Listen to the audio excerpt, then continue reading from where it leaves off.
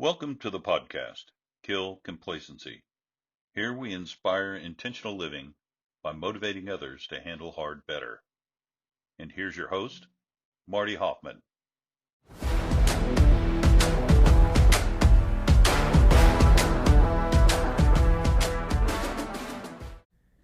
This is episode number 2 with Jon Bloodworth.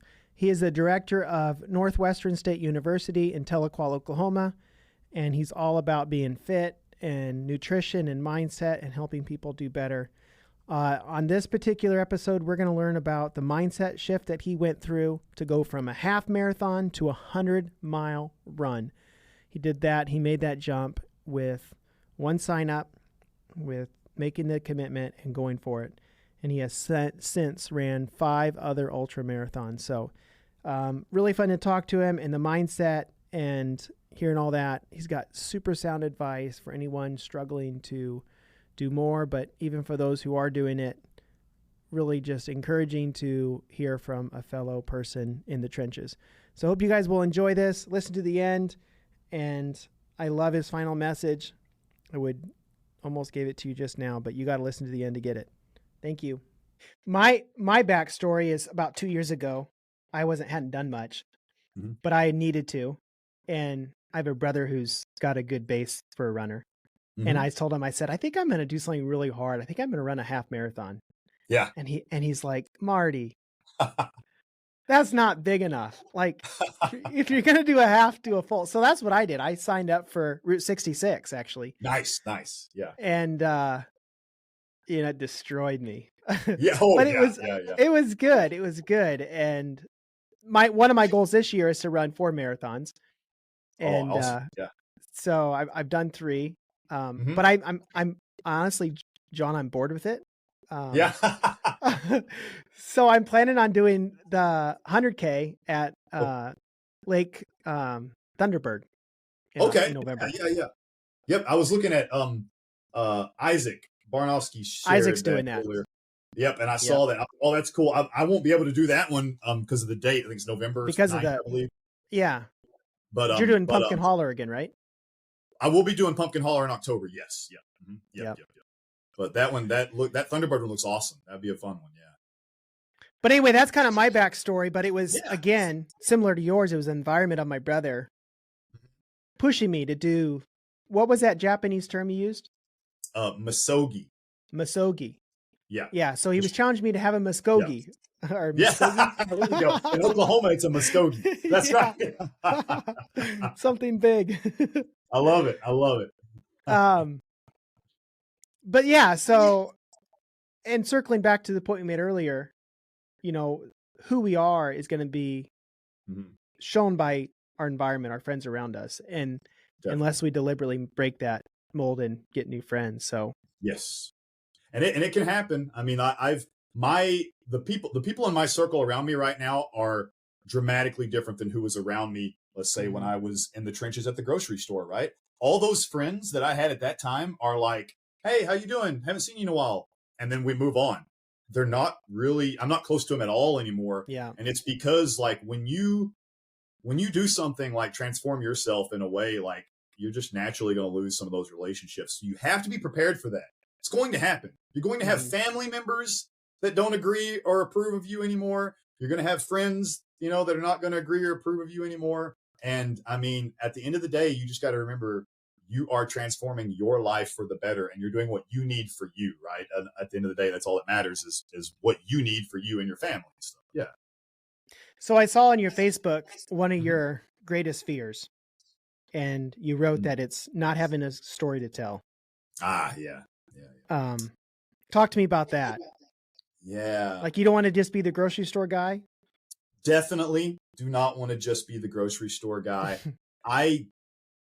So when something that we talk about a lot here, one of our little catchphrases is, don't talk to me about the weather, talk to me about the universe. And it's just kind of like, man, if I'm sitting around and the only thing I have to talk about is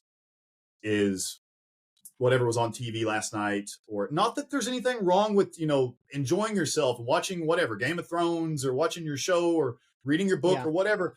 But if that's all I have to talk about is like other people's stories or actors' lives or whatnot, I want to talk about my life and I want to hear about yours. I want to hear about how hard it was for you to run 50K in the dark. I want to hear about those things. Like, what did you have trouble with? My big toes were killing me. What was hurting you? What did you learn from it? Like that's what I like to hear people's stories. And I like to have my own, of course. So it's kind of just another way of saying like I never want to quit. I always want to be doing something.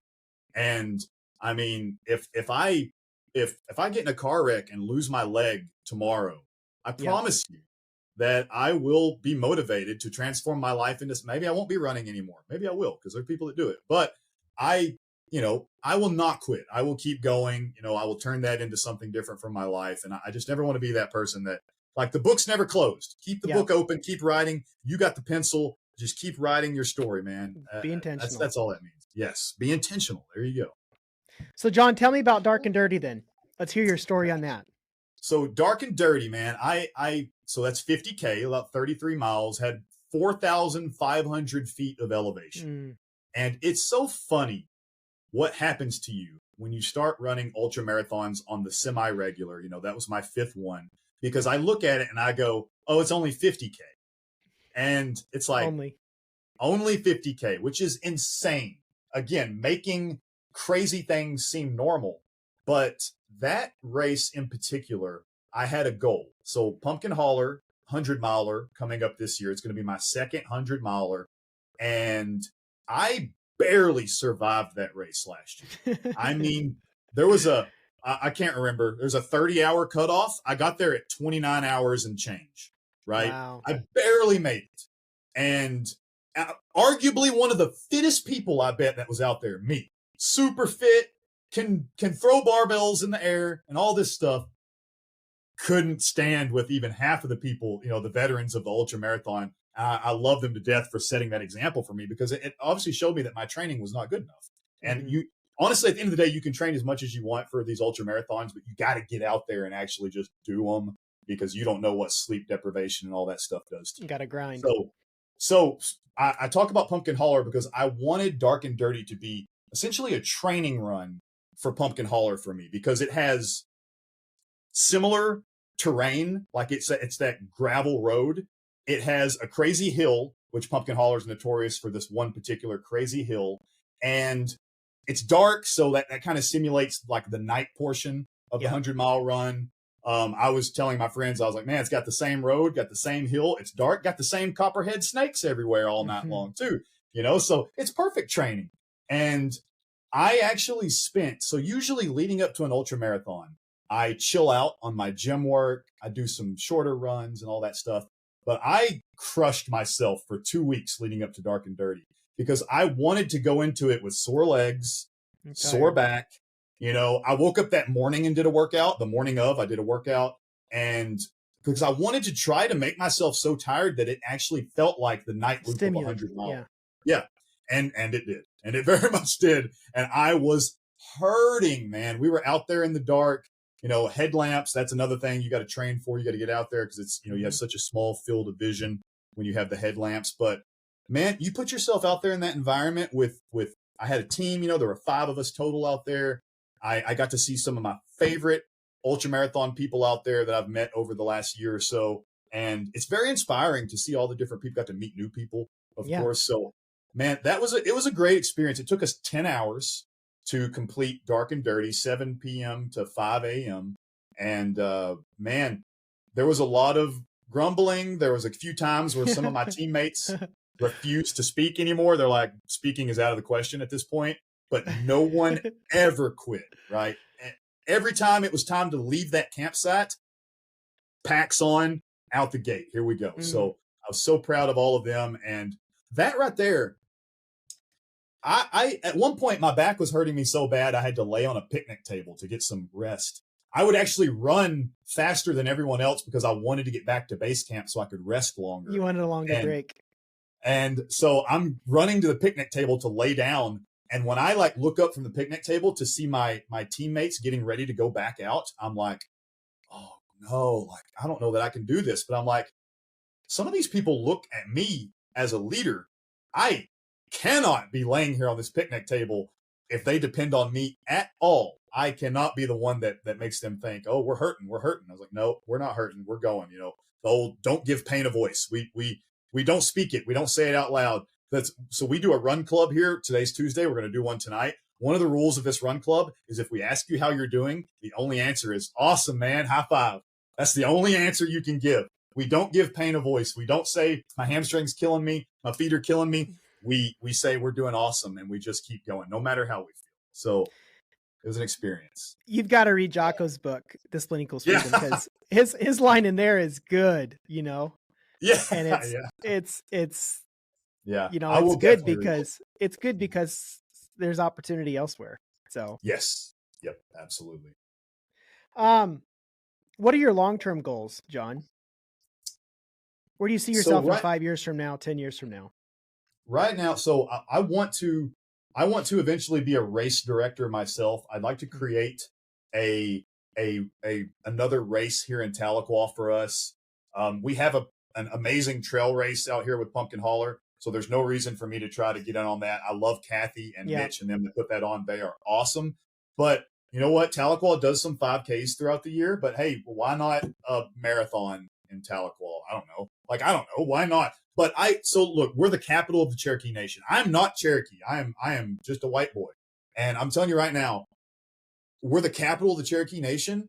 I feel like we should be the example for the standard of like health and wellness for the Cherokee Nation. And so that's my goal, man. My goal upon taking this particular role is to never like throw shade at other gyms in town.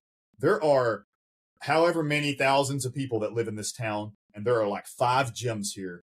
Every one of them should be bloated and packed to the gills with members, but we're not. We're not. So my goal is to collaborate with like Okie Flow, CrossFit, and Marcoma of Cherokee, and then Peak Performance that's here in town.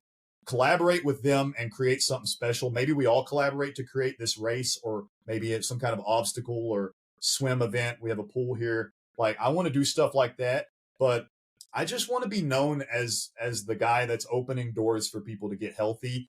And that's why I created the Run Club for free, absolutely for free. Yep. Will always be for free. You show up and run with us every Tuesday. Like, I can make these things free as much as possible, but you actually have to show up and do the work. And so I will continue to just do that and just be an example for my team and my friends and family and stuff that there's a healthier life out there. How far do you guys run on Tuesdays, Jon? So we try to keep it within an hour, and so basically the first week we ran 3K, and then every week I increased it a K. So 3K, 4K, 5K. We went up to 8K, and now we're pyramiding back down 7, 6, 5, 4, 3. Today we're going to run 6K, and that distance kind of just keeps it where we can almost keep it in the hour and a half at most. Kind of fun. Yeah. It allows me I create a course here around campus that's usually like a counterclockwise loop followed by a clockwise loop, because I want the faster runners to get to come back by the slower runners and high five them and see them and encourage them.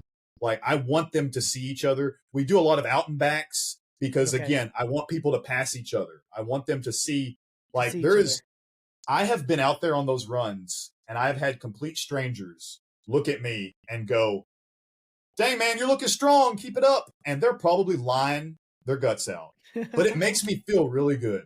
And so I'm like, tell people how good they're doing. And the fact that they're out here is amazing in the first place. So like, yeah, that's kind of what we do every Tuesday. Yeah. It's funny you mentioned that. 3 weeks ago, I ran that marathon with my brother, and he didn't have to train. He's way more natural at it than me. Yeah. So it was a lot more work. Yeah. And I really hit that wall at mile 23. Oh man. And he was going strong, but people were saying that you're looking good. You're looking so strong. And I thought to myself, it's because I look so bad. They're saying that. But when we got done, he said, man, did you hear everybody complimenting me? And I was like, that was encouragement for me. But he's like, no, that was to me. That's right. So who knows? But anyway, that encouragement is powerful. Absolutely. Uh, John, what would you say would be 3 habits that you want to incorporate in your life to be the man, to be all the man that you need to be? Right. So the first is just, you could circle back to this theme. Your podcast nails it. Be very intentional. Mm-hmm. Like the things that I say and the plans that I have, like I'm a very easy person, I think, to get along with. But when I say things, I typically mean that we're going to get them done. Like we're going to Yep. accomplish these tasks. So being very intentional, not just being the person that throws ideas out, but the person that actually executes. I make my team choose a word every year. What's Mm. the word that's going to define your year? Now, 3 months in, they might change. That's okay. But I want Yeah, a it's fine. word right there at the last week of December. I want to know that word. And my word this year was execute. Like I was like, I got all these plans for the gym, for the run club, for the logos for our run club and all this stuff, and for who we work with the Chamber of Commerce and accomplishing things here in Tahlequah. And I'm like, ideas are just on paper. Execute. Let's go. Let's go. Let's go. So executing is a major one with me. The intentionality of it all. Man, the other one is just listening to other people. Like I talk a lot. I like to talk. I really do. And I have started to learn that I need to listen more, and I also need to know when to sit in the mud with people. Like sometimes Okay. I'm so big on offering my sage advice that I'm like, man, they don't need me to give them advice right now. They just need me to hear them out. So my team, because I trust them fully, when they have problems, I just want to hear them. I want to hear them. I want to let them get it out. So trying to be my wife as well, like trying to not overpower her with advice and just listen to her is very important to me. And I mean, that's it, man. Just knowing that it's never enough, right? You can never have, like, confidence comes from constantly Sure. accomplishing things. So just continuing to do things constantly. That's good. How about favorite book? What's a influential book in your life? Right off the top of my head, my favorite book, especially from the last few years, is a book called Illogical by Emmanuel Ocho. So I Say it love that. again. You said illogical? Illogical. Oh, And illogical. the author is Emmanuel Ocho. Okay. And I think his last name is spelled Acho, I believe. I listened to it on Spotify and loved it, and immediately bought a hard copy of it and read it.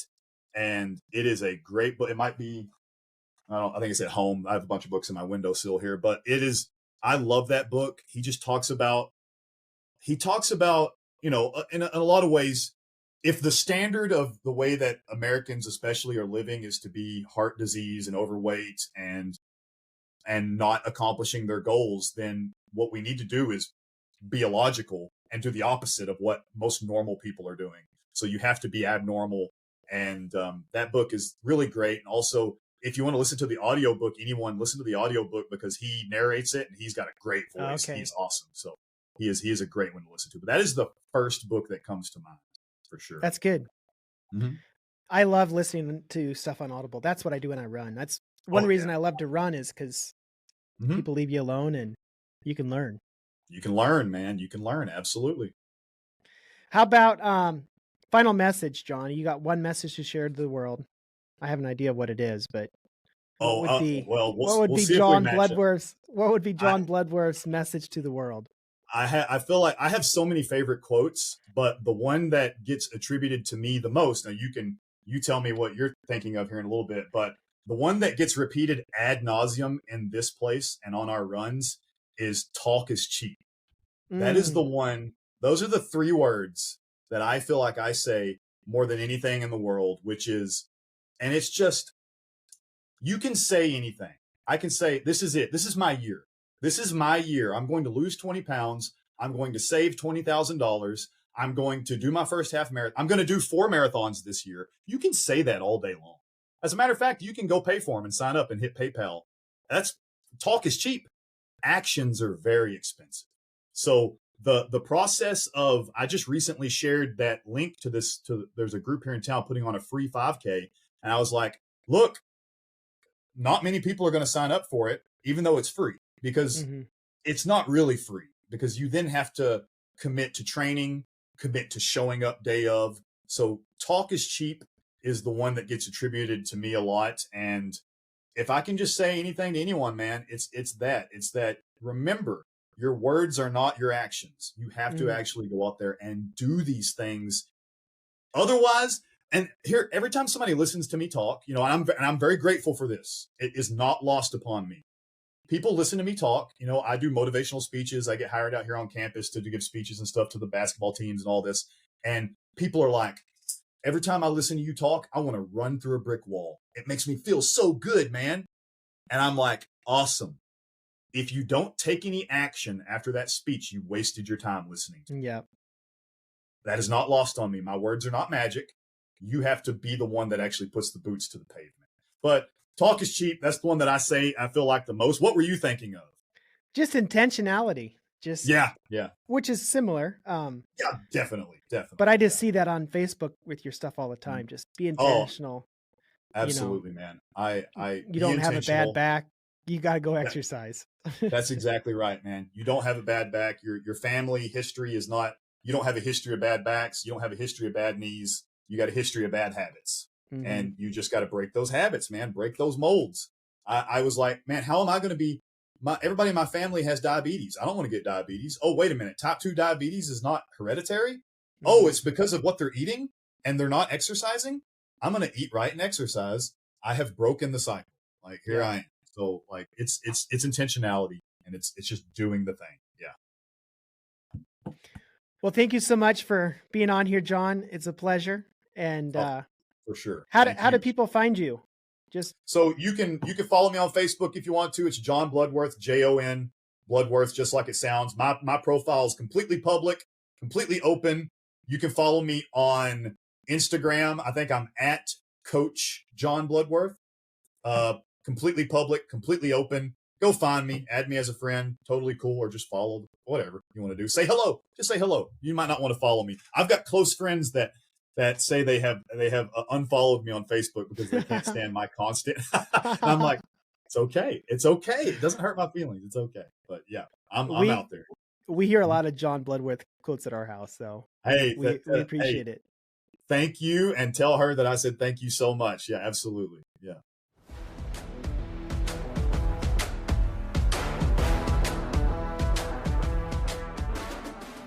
Hey, just wanted to thank you guys for listening to the end. In closing, I just wanted to add that if this message resonates with you, if it aligns with your values, and something in it today triggered something, then you can also look me up on Facebook, LinkedIn, Instagram, YouTube. We are really trying to help people live more intentional lives, to kill the complacency with which they have subscribed to. I know there's many ways which I get sucked in all the time.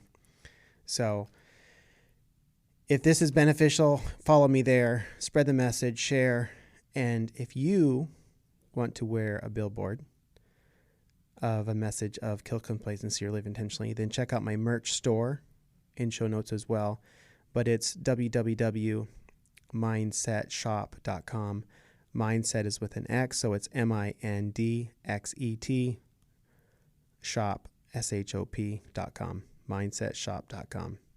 Check it out. Thank you guys so much, and have a great one. Thank you for listening to Kill Complacency. Follow and share our podcast to change lives and inspire growth.